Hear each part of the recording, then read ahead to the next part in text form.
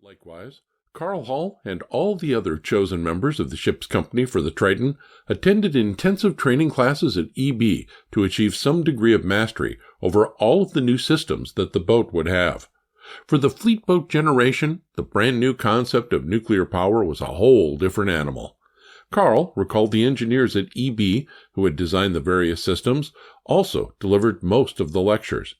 After class time, Carl and his future Triton shipmates in training would walk up the hill to one of the manufacturing buildings at EB so that they could see the entire layout up close before it was installed on the boat. Now, seeing a complex system made up of pipes, valves, equipment, electrical cables, gauges, etc.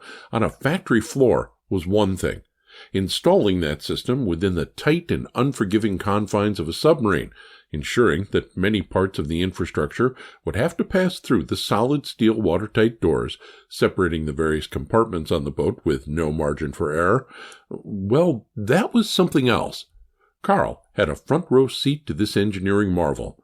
The installers would bring a long stretch of flexible but solid steel wire aboard first to try to fit it all in, running the piping along the inner steeply curved bulkheads, walls, and figuring out how to get it through each watertight door. Watching them think out loud and process the three-dimensional spatial restrictions of the installation was both amazing and inspiring for young Carl. It was an early reminder to Carl about the level of professionalism and attention to detail that were required of a submariner to do his job. Not to say that Carl just observed. He also assisted the yard workers installing various systems on board the Triton. Once the components were in place, he helped with the checkout and tune-up of these systems so that he would know how to fix them once the boat was out to sea and there wasn't a shipyard engineer in sight. Because the Triton was so gargantuan, none of the existing building ways, roofed rail platforms at the riverside where assembly occurred, such that the completed boat could be slid into the Thames River, could accommodate the lengthy hull. That limitation was addressed by building the Triton in two separate sections, and then extending one of the ways such that the two parts could be welded together. If you stop to think about it, that feat was nothing short of amazing. Not just the welding of the two halves, but all of the systems like electrical, HVAC, plumbing, communications, and more had to be brought together in the end, which required immense planning and flawless execution. Carl wasn't sure how the geniuses at EB accomplished this task, but he does remember that one particular part of the hull weld between the two halves gave the welders a dickens of a time. He recalled the day shift workers spending hours and hours on just one section of the weld, trying to get it right, only to see the night shift workers chiseling out the first weld with great difficulty and attempting to do it all over again. This was the pressure hull weld, so of course it had to be perfect.